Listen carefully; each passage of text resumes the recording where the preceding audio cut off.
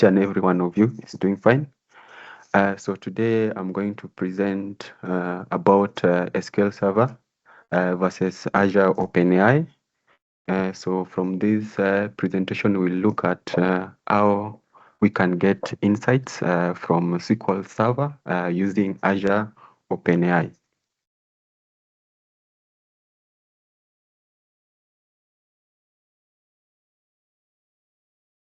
Okay, so first I'm going to begin by a problem statement. So, and my problem statement is emanating whenever,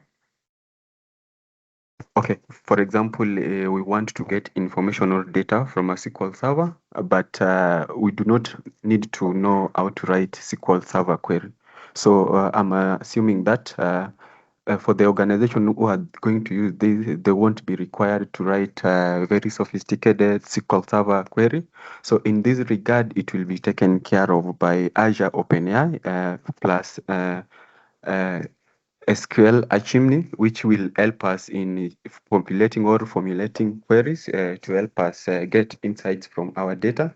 Then the key objective, so we'll be creating an app based on Python, and I will be leveraging Azure OpenAI, and which will be using natural language processing. That is the normal language, for example, English, and it will be translating it to SQL Server and querying the database. So again, we are also going to be able to provide insights in regard to creating visuals, that is graphs and pie charts for the reports which we'll be getting from the same database. So on the technology stack which we are going to use, as I mentioned, we are going to use Azure OpenAI, and this one will primarily important for natural language processing, where we'll be writing our normal language, for example, English, and you'll be able to translate it to SQL query. Then we are also going to use LangChain, which manages multi-step queries, and this will again help greatly in generating the SQL query. Then we're also going to use SQL Alchemy to facilitate the whole process, and again Matplotlib. This will help us in creating the visuals, for example, the graphs and the pie charts. So for this presentation, I have made the visuals to be only two types, bar graphs and pie charts. So for the supporting tools which I've used Flask, and this Flask act as a server for my application. So I'll be using it for hosting. So this is just a simple architecture or the flow how this particular application is working. So the first step, we're going to the user to get input from the user. Then it passes through LangChain and Azure OpenAI, and as we remember from the previous slides, Azure OpenAI will be able to translate the natural language to actionable or whatever to SQL Server with the help of LangChain and SQL Alchemy. Then again, we are also going to use Matplotlib, and this will help greatly in creating the visuals. Then the final step will be getting output. So output will be in two categories. The first one will be just a text-based output, and the next one will be text-based plus visuals or an image showing graphs and pie charts. So we are going to move to the next. In case of any questions so far, you can feel free to hear your question, and then I'll answer it. Okay, so key features about this application. So we are using natural language for querying the database. So it means that we do not have to know how to write sophisticated SQL Server queries. And we're also going to have a dynamic visualization, and this will be user-friendly. And this will help to get trends in regard to the information that we have in our database, and we'll be able to get, again, maybe we can do forecasting with the same approach. On the third one, it will be interactive. It will have interactive capability. So we'll be able to interact with this application in real time, and it will be giving us response in real time. Any prompt given, it will be giving a response relevant to the prompt that the user has written. Okay. So the last one will be scalable. So this application will be scalable in the sense that if, for example, we would want now to adopt it or maybe use a different SQL server. So the only thing that we are going to be required to do is maybe changing the connections. That is the SQL endpoint connection. And again, for the Azure OpenAI, we are going to change the key and the endpoint which we are using to access the same. So I'm going to dive to the next one. Uh, so this is just a typical, it's more or less the same as the workflow which I showed. So a user will input a query, and for example, maybe it could be show sales trends for 6 months. Then the next part it will be processing, where Azure OpenAI will translate it from the natural language processing which we talked about to SQL query, and this one will be aided by LangChain as well. So then the last part will be getting output, and it will be textual and visualization. Yeah. These will be some of the example output we'll be getting from our app. So for example, I asked it to create a bar graph of doctors' reports, and it was able to not only give me the visuals, but again, it was able to give me some text or some explanation on why this particular visual looked like this, or some of the insights it used to create this visual. Uh, so I'm going to dive to the next one, which will be impact and use cases. We can use this for data analysis since we do not need somebody who is more of a tech or having tech background. So anyone can give a prompt in natural language, and this will be very ideal when you want to maybe create reports. Then we'll be having a real-time reporting. These are some of the things which I'm also planning to adopt or maybe to include in the application, where we can generate dashboards, not just a single graph, but a complete dashboard, and maybe you can export it as PDF or any other format that you'd want it to have. The next one will be industry application. So we can use it in finance, maybe expenditure patterns or the spending patterns for individuals. We can also use it in healthcare to monitor patients, to see maybe how many patients are streaming in a certain hospital daily, and which disease is more prevalent in terms of the diagnosis which is done by different doctors. So again, we can also use it in retail, and this will help greatly in optimizing the inventory. Okay, so I know we cannot fail to have some challenges when adopting this. So I'll mention some few challenges versus how we can ensure that these challenges are taken care of. So for the first one is handling ambiguous query. So at times when you ask a very complex question, which will need maybe joining different tables, so it might not give you a very nice or unexpected output. But again, when doing that, again, it will tell you when it's not very sure about the result which it has given. It will just hypothesize. It will not tell you that this is the fact. It will be just based on hypothesis.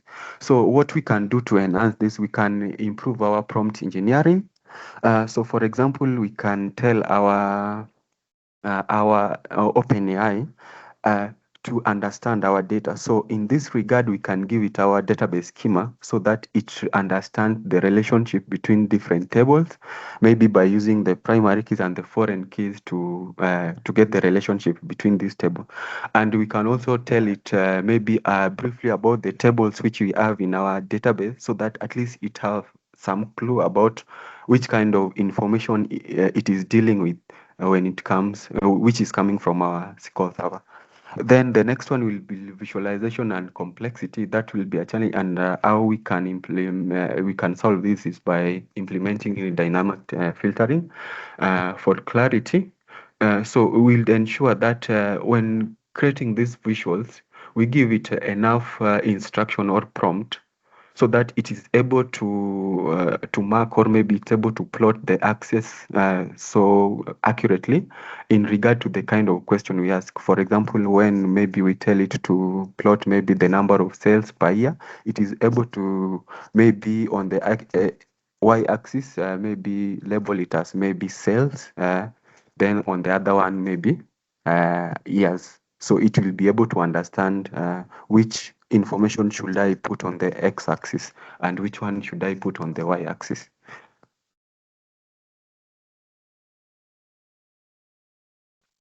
Uh, uh, some of the future enhancement in regard to this.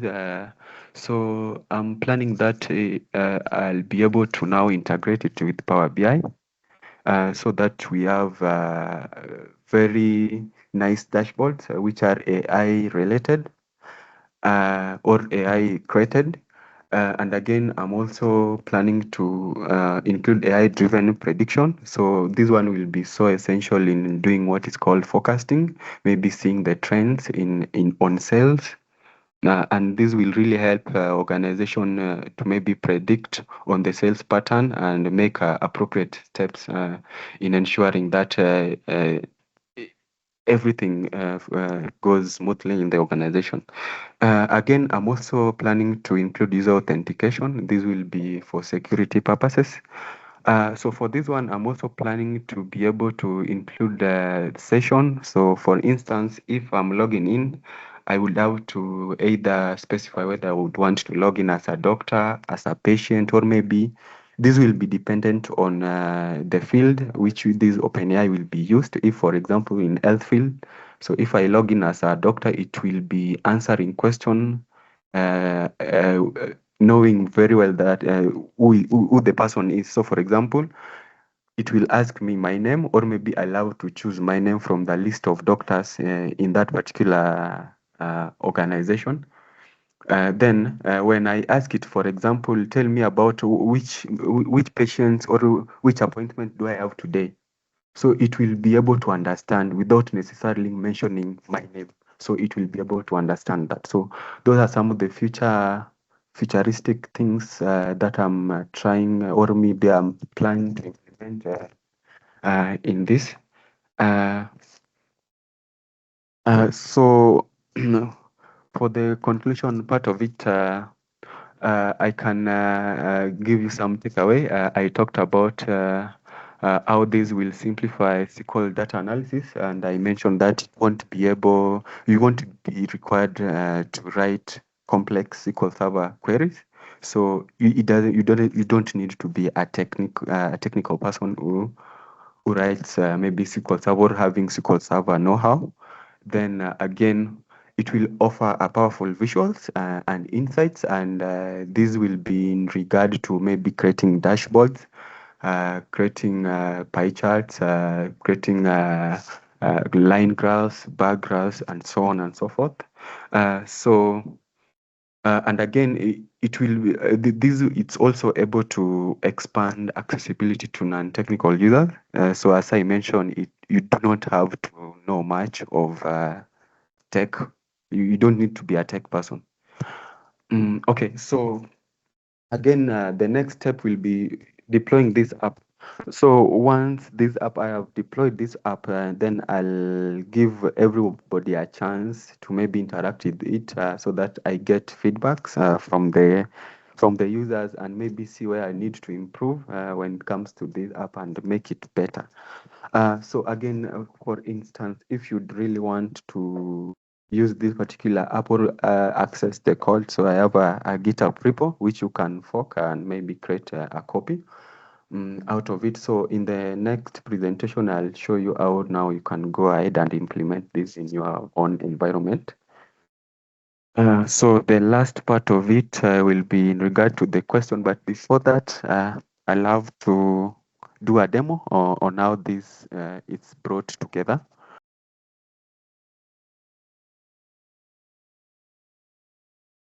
So for example, this is the interface, and I can start by asking just simple question. For example, I can ask it what's today's date.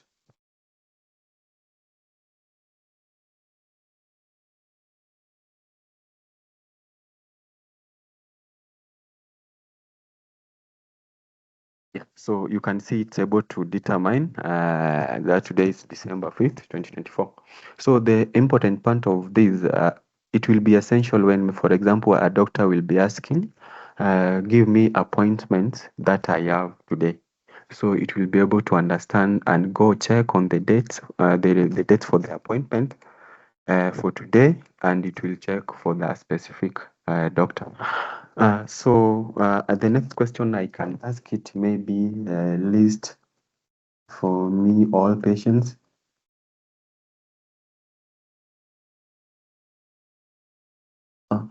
So this one, it will be able to list the patient, and again, it may not necessarily list all of them because of the number of tokens which I have limited it to, and also it won't be able to list all of them, but it will tell you that there are still more patients if so. Maybe we can just wait and see the kind of response we are going to get from that.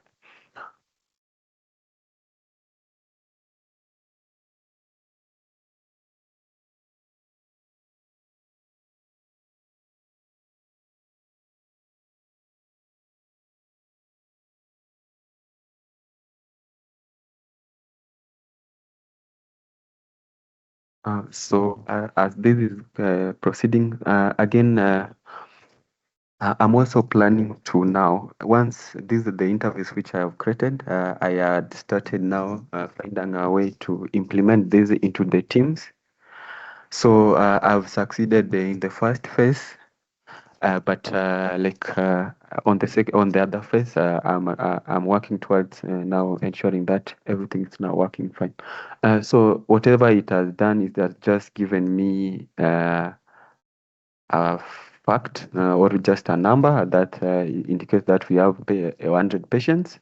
So these are some of the details for those patients. These are the columns of the tables. So I expected it to list their names, but it decided to just give me a number. So this could be because of I told it to list all the patient, and I have limited the number of tokens. So it won't be able to list 100 patient, maybe 10 or maybe around 15. We can also do some visuals. So I can ask it to create a bar graph for all for doctors and their appointments. Their appointment.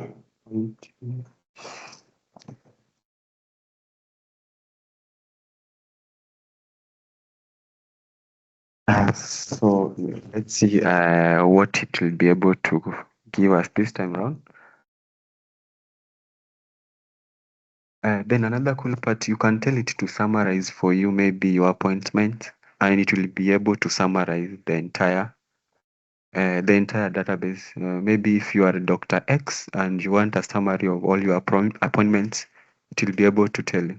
And maybe it can also be able to answer some of the appointments which are due today, or maybe appointments you had yesterday.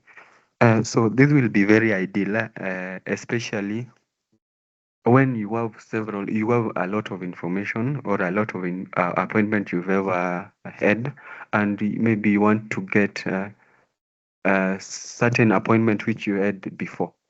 So it will be very ideal uh, for you maybe backtracing some of the appointments without necessarily having to maybe go through tables, scrolling down, and maybe going ahead again and writing, sophisticated SQL queries. So I know it's taking time because it's now joining two tables. We have doctor's table and the appointments table. So you can see it has been able to draw this, and it has not labeled the access so correctly. Yeah, it has labeled them right. I don't know why it used ID, but these are some of the things we can use. These are some of the visual we can create or we can emanate from this. Maybe I can now go ahead and ask it to create a different visual. And this one will be for pie chart. Maybe uh, not for me, pie chart of all patients. So this one, it will just be focusing on one table, the patient's table. So we can just give it some few minutes, few seconds or minutes to get the results. So, and again, to make these results to be a bit quick, this is where the prompt engineering comes to be. So what amazed me is that it was able to determine that we have 47% male and 53% female. So, on the data which we have on the database, we've not labeled any person like as male. By just using the name, it's able to identify that these are male and the other one is a female. So those are some of the things which were so cool about integrating Azure OpenAI with the SQL Server. And as I also mentioned, for instance, if we add another table in the SQL Server, so we will not need to rewrite our code since we are using the schema. And again, there is a given point in my code where I have specified or I have told the OpenAI query to get all the table's name. So it's able to get even the current tables in case of maybe changes happening to it. And when it comes to security, which was also a concern, it's not able to maybe manipulate your data by changing certain fields in the database or rows. It's not able to do that. So the only thing which I have allowed it to have is just read only. It cannot be able to write to your database. So that's very ideal when it comes to security part of it. So without much ado, so this is what I wanted to present. But before that, I'll welcome maybe if somebody is having a question, I can ask. But yeah, even a general question, a general knowledge question. So I have told it that, for instance, if you do not get information from the SQL Server, you can go ahead and use the general knowledge or the public information out there. So it's not only able to handle the question emanating from the data or the small language model which I have given it, but again it can also be able to access the large language model, that is the public information outside there. And it doesn't really expose this particular data we have to the public. Since we are using small language model, this is our data source is coming from SQL Server. Yeah, so I'll ask if there is maybe any question I can ask. So the data we have is in regard with health, it's a health record data. So we have patients, doctor, prescriptions. Yeah, so those are some of the records we have. So maybe uh, any question I can ask, then maybe if there is any question on the overall presentation. You can try this question. We see how it will think about it. Ask, I'm having back pains. Which doctor should I see?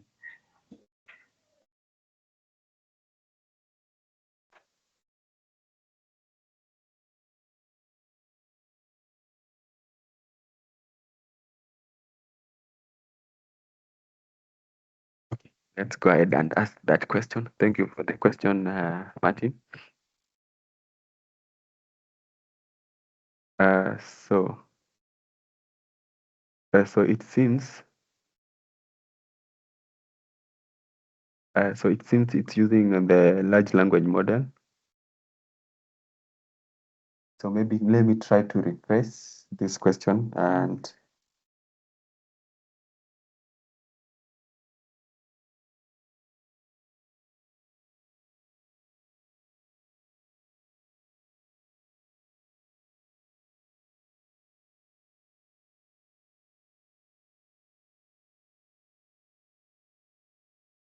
Was there a doctor who was specializing on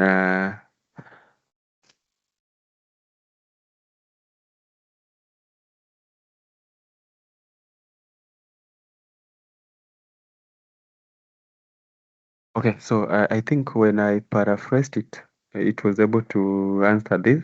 Based on the records available, you should see an orthopedic specialist for back pain. From the sample data provided, we have Dr. Sarah, Dr. Jane, both are specializing on orthopedics. So I think it just needed maybe to paraphrase this so that it understands it in depth.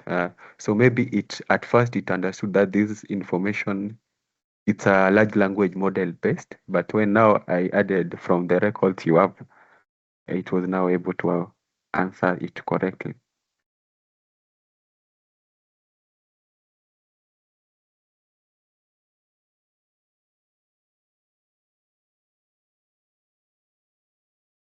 And again, so you are able to see it giving a very accurate responses. And maybe I can ask again that question.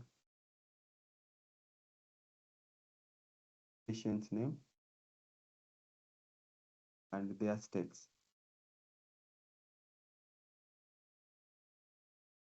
or address.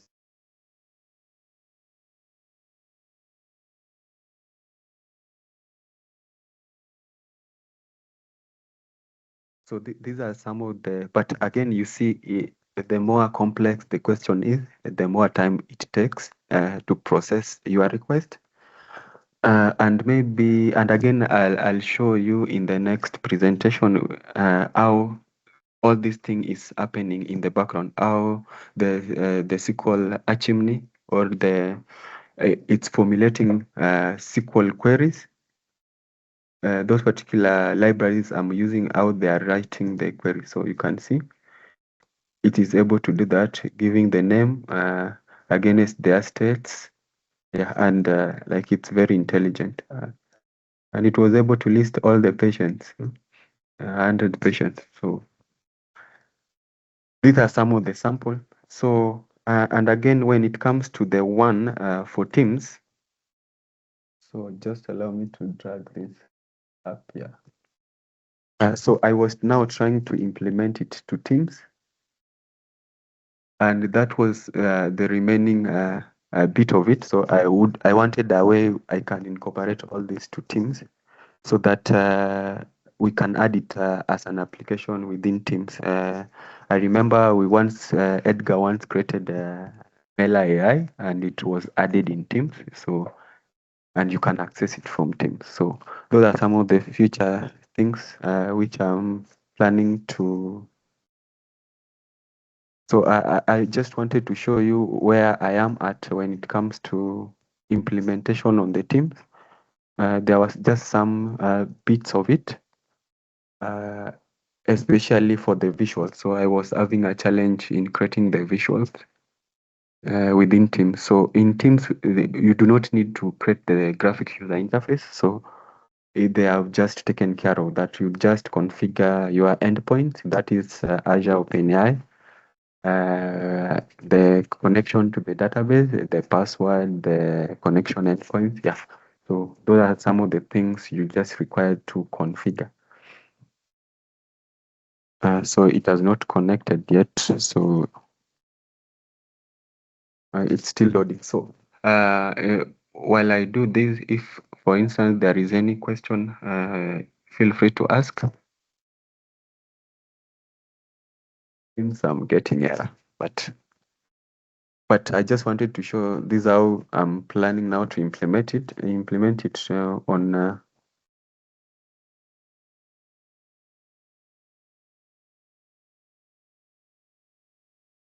So back on here, and talking from a point of ignorance here, can the response, the verbiage and the response necessarily be, are they tweakable? For example,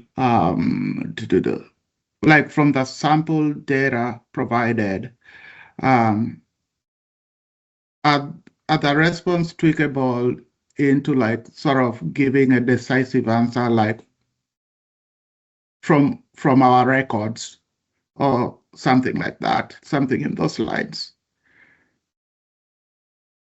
Okay, I'm not understanding your question quite well. So for example, on the answer, based on the records available, you should see orthopedic specialist back pain, and then then it goes from the sample data provided instead of from the sample data provided, for example. Does it have the ability, or does one have the ability to tweak that into from our records instead of from the sample data provided? Yes, I think you have the ability to tweak that so that it doesn't give you from the sample data. Okay. So I think this one is emanating because of the kind of prompt I gave it. So it's using my prompt to answer from the sample. Oh, got it. So all this, like one can tweak, one can make it provide, like alter the verbiage that it provides in the response. Yes, so that's where prompt engineering will come to being. So, for instance, I can tell it to most of the time, like to use the records which are coming from the SQL Server, so that it doesn't, when it's telling me from this sample, maybe it doesn't look like it's kind of sure. Oh, got it. Yeah. Oh, and again, there was a question which Martin Wambui once asked it, maybe who is the most hardworking doctor? And it was able to go and check the doctor who is having several appointments and give you that this is the most hardworking doctor. The reason why he has been chosen because he has several appointments. And maybe if you ask it, what improvements can we do in our healthcare facilities? So maybe it will say that we need to increase maybe the number of doctors or those who are specializing in dermatology. Maybe there are two. We need to add more. It's able to even advise you on what you need to improve on. So yeah, so that's all. So Nice. that was my presentation. Yes.